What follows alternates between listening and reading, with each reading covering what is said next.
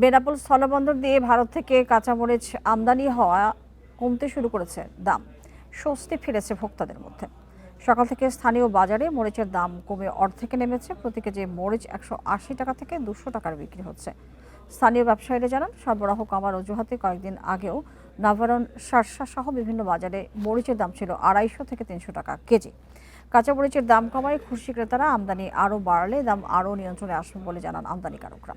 এদিকে ভারত থেকে মরিচ আসায় মেহেরপুরেও একদিনের ব্যবধানে পাইকারি বাজারে দাম কমেছে 70 টাকা। সকালে পাইকারি বাজারে কাঁচা মরিচ বিক্রি হচ্ছে কেজি প্রতি 170 টাকায়, আর খুচরা বাজারে বিক্রি হচ্ছে 200 টাকা কেজিতে।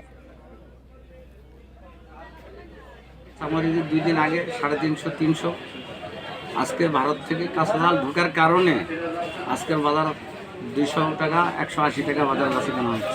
বৃষ্টি নাই, যার জন্য এখন ঝাল বিক্রি হচ্ছে, আপনার পাইকারি বিক্রি হচ্ছে 180, আমরা খুচরো বিক্রি করি 200 টাকা।